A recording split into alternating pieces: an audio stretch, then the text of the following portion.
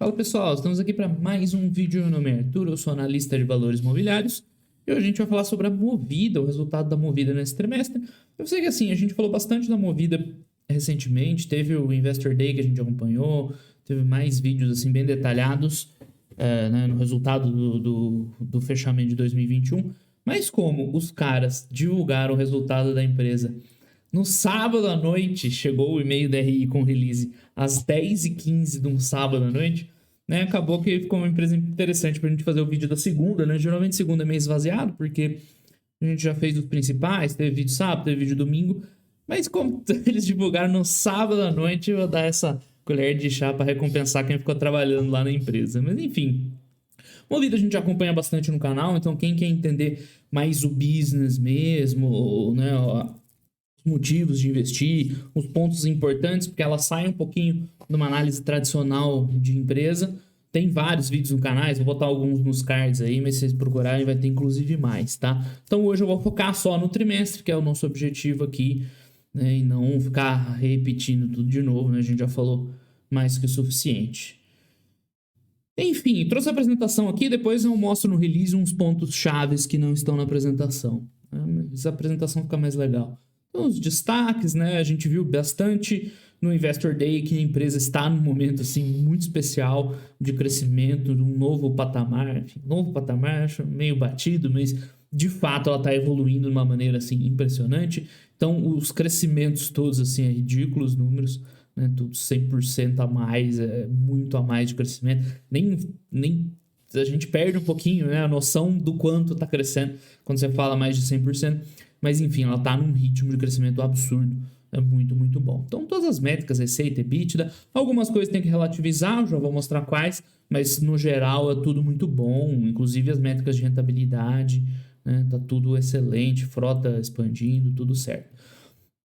Pontos legais, a Movida, além de estar entregando resultado bom, cara, a apresentação dos resultados deles está cada vez mais interessante, porque eles estão saindo do óbvio e já mastigando para o investidor assim os pontos chaves, né? Eu gosto bastante de empresa assim, ela te ajuda a você, né, gostar dela.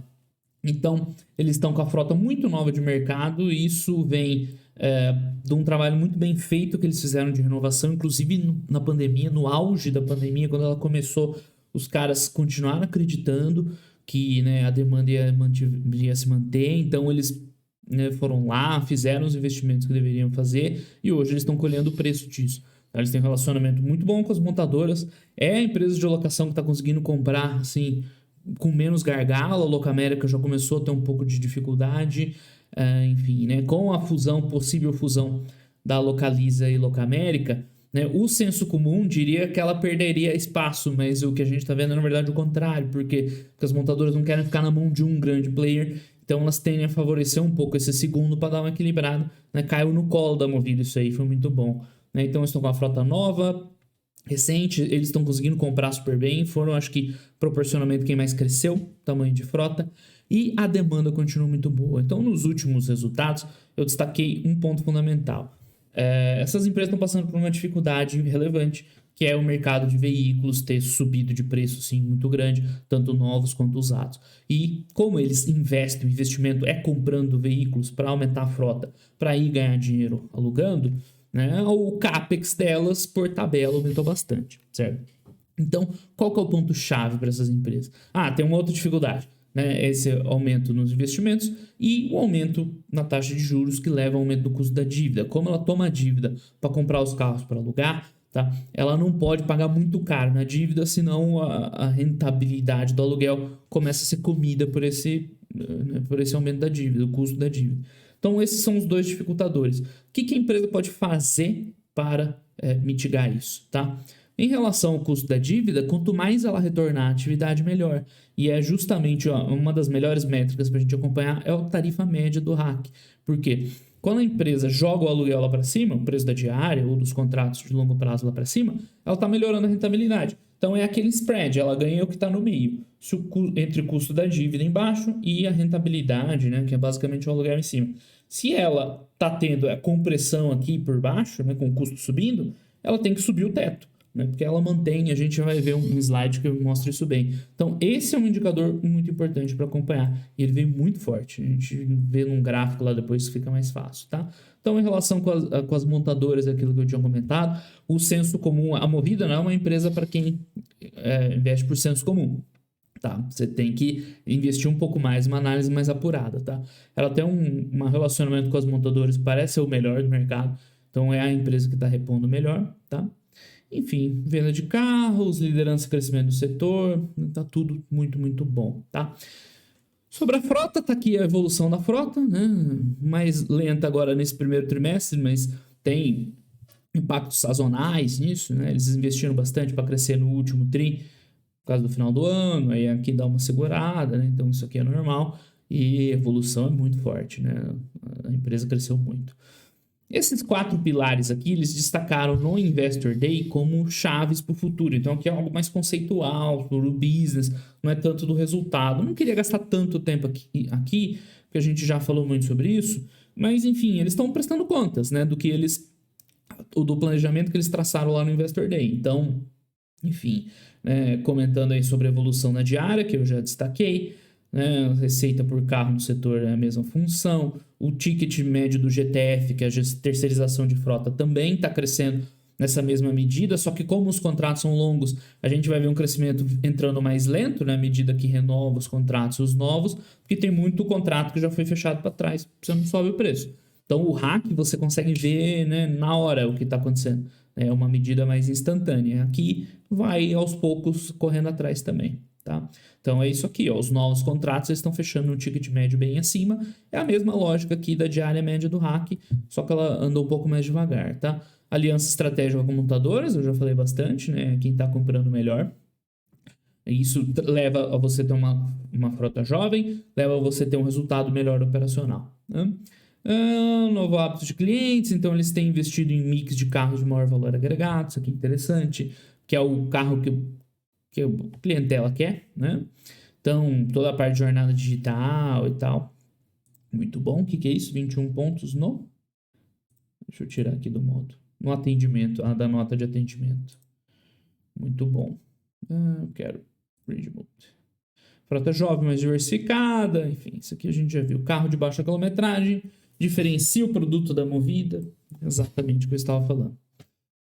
Bem, veremos os números agora, e aqui a gente tem que fazer alguns ajustes, nada de muito sério para quem já acompanha aqui, né?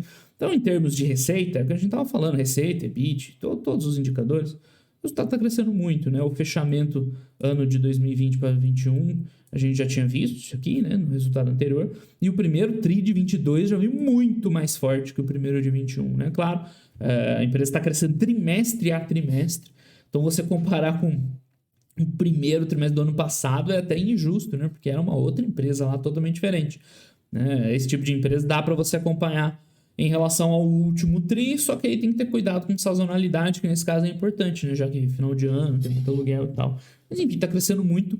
Se pegar o resultado do primeiro trimestre agora de 22 e anualizar e multiplicar por 4, simplesmente, tá? Ela já está encostando a 8 bi de receita.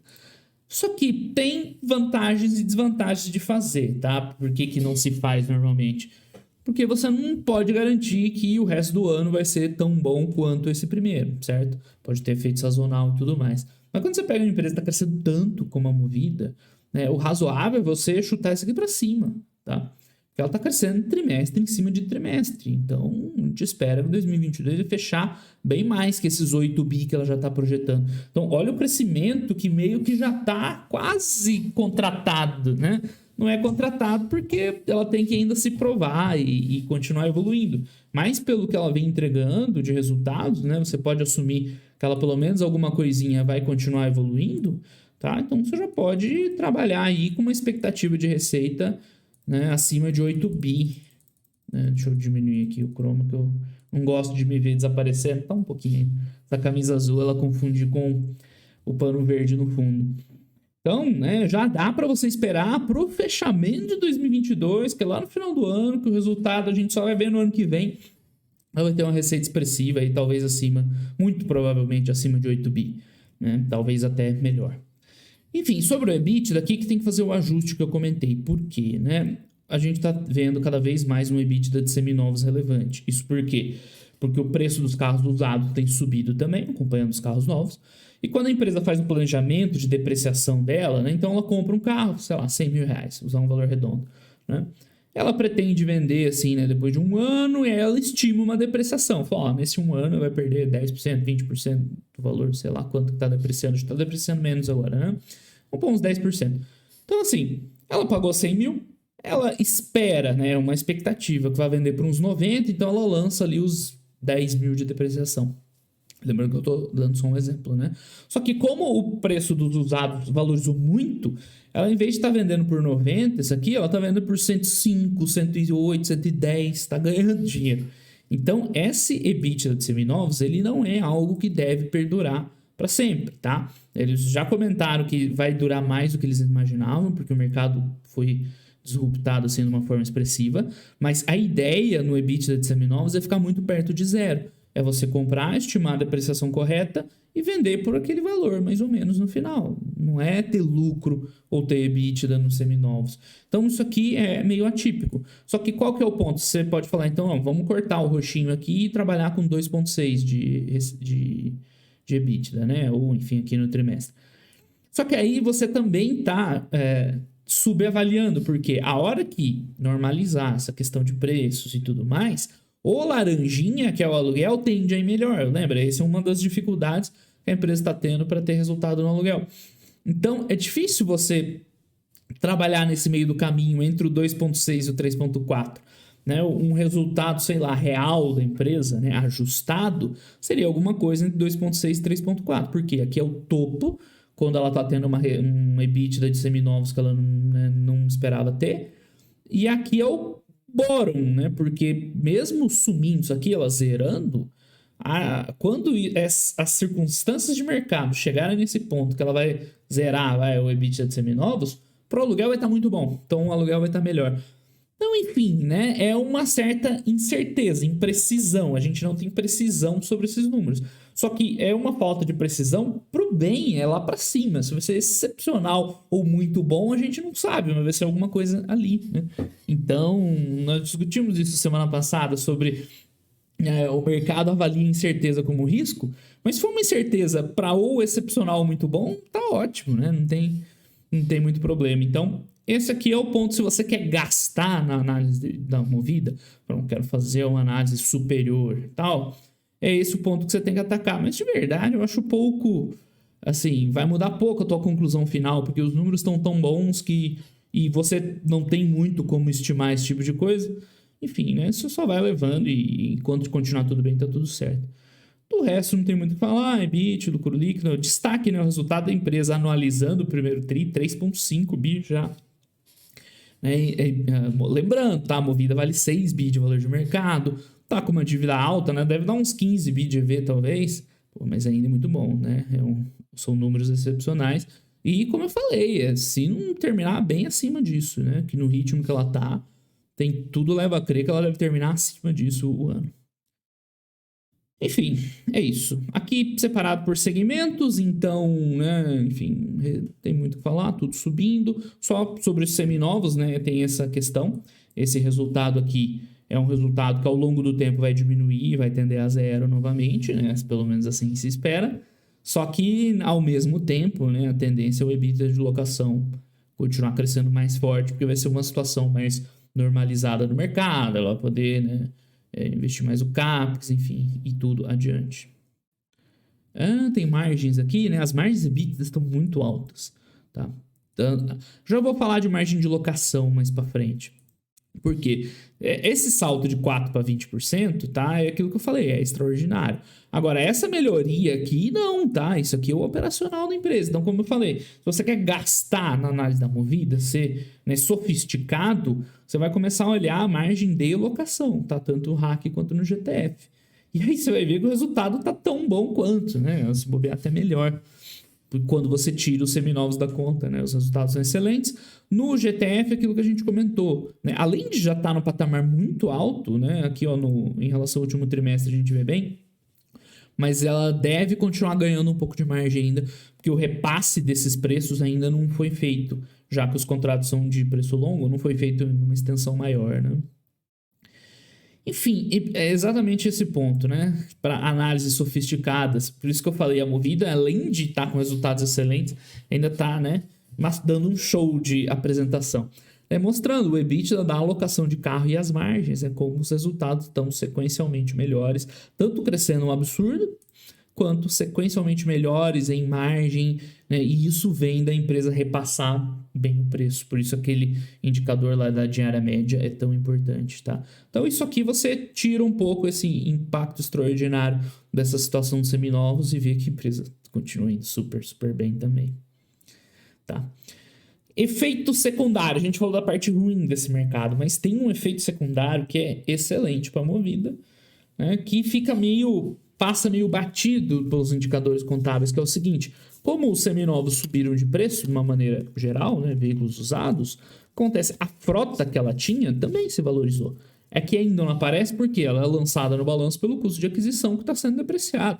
Mas quando a empresa for vender lá na frente, vai gerar aquele resultado roxinho que a gente viu.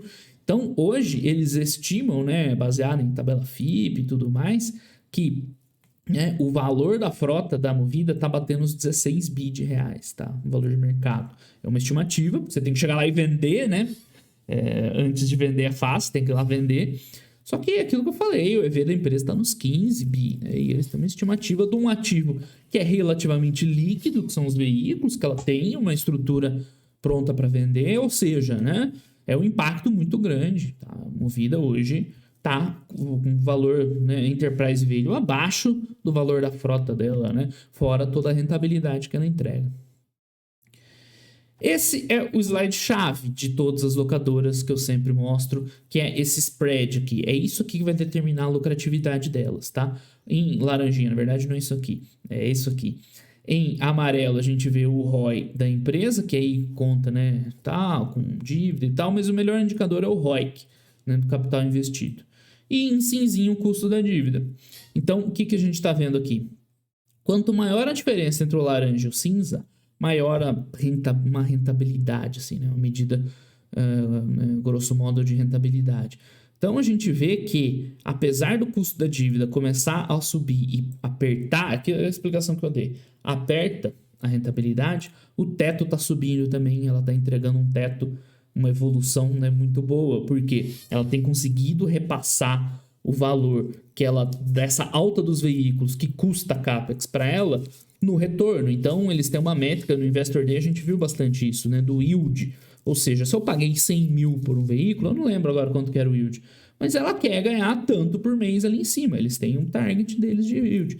Então, se esse veículo que eu comprava por 100 mil foi para 120, eles têm o mesmo target de yield, né? O valor diário sobe, certo? Eles vão cobrar mais caro para botar a mesma rentabilidade. Enquanto eles conseguirem repassar esse valor de tarifa, manter esse yield de locação constante, tá? O aumento no preço não vai ter impacto relevante, porque vai sumir Na verdade, eu misturei duas coisas, né? O custo da dívida com o aumento do preço dos veículos, mas é semelhante, né?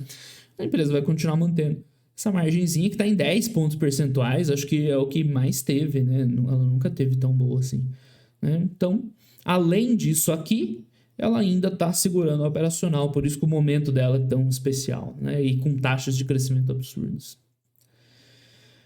Que é em relação da dívida, né? Essas empresas rodam com bastante dívida, porque para elas crescerem precisa de grana para comprar os carros, é normal. E, enfim, o custo da dívida ele já está até embutido aqui, né, na nossa análise. E ela tem uma dívida relativamente tranquila. Se você for ver o indicador seco hoje, né, dá 3 vezes a dívida líquida EBITDA, o ponto é, né, esse é um EBITDA passado, né, últimos 12 meses, last 12 months. Então, se anualizar o EBITDA atual, que é o patamar real da empresa, ela já estaria bem mais baixo, né, 2,4 vezes. Ou seja, né, ela está rodando dentro do que ela se propôs, mais ou menos. Vai ter dívida esse tipo de empresa, mas eu já expliquei em outros vídeos também porque a dívida com a locadora é menos problemática, né? Principalmente porque ela tem um lastro, né, na frota que está lá, que é um imobilizado, mas é um imobilizado mais ou menos, né? Porque ele tem uma liquidez grande, a empresa consegue dar vazão, né, na venda desse imobilizado. Então, né, ela tem 8 bi de dívida, bruta, não, é líquida, 8 bi e meio. E a gente viu, a frota dela vale mais ou menos 15, né? 15 bi, 16, 16 bilhões, ou seja, né? Não tem preocupação quanto à liquidez da empresa, com certeza, e quanto à rentabilidade se acompanha aqui, né? Porque um dos riscos da dívida ficar muito alta é o custo financeiro da dívida corroer o resultado operacional, tá? Esse é um dos... Dívida geralmente tem duas preocupações relevantes. Uma é quanto à liquidez, a empresa se endividar demais, depois não conseguir administrar e dar ruim, que é a pior de todas. Isso a gente tem algo lastreando assim, né, com muita tranquilidade com o valor da frota. Você tem uma frota quase 2 vezes maior que a tua dívida, então, né, zero problema quanto a isso. E quanto ao custo da dívida pesar, né, comer o resultado operacional, a gente vai acompanhando aqui no spread, porque o operacional vai crescendo na mesma medida que o custo da dívida sobe. Então, para essas locadoras, dá para você acompanhar a dívida assim, né, muito mais inteligente. Enfim, fechou aqui a apresentação. O que mais? Crescimento, rentabilidade, estrutura de capital, retorno. Tem muito o que falar, né? Eu queria destacar uns pontos importantes que não tem na apresentação. Esse aqui, lembra que eu falei da diária, que é um indicador-chave para a gente entender aquele retorno lá? Então, é aqui que a gente está vendo, né, o impacto dela. Você vê, ao mesmo tempo, um número muito positivo, que é a diária média, né, ter subido substancialmente, né? Ela ficava nesse patamar, R$80 e tal, pulou para 127, né, relativamente rápido, menos de um ano, ou seja, o efeito da empresa repassando aquele yield que eu acabei de explicar, e um dado aparentemente negativo, que é a queda na taxa de ocupação. Por quê? Porque você pode cobrar o quanto você quiser pelo aluguel, eu vou cobrar R$200. Só que, né, tem que ver se as pessoas vão continuar alugando. Então, isso aqui é muito bom, desde que é acompanhado com uma taxa de ocupação boa. Então, a taxa caiu um pouquinho, é um dos pontos a se acompanhar, né? Por que eu falei que a princípio, né, eu falei aparentemente seria ruim? Porque eles deram umas explicações, já que foi um dado importante, né?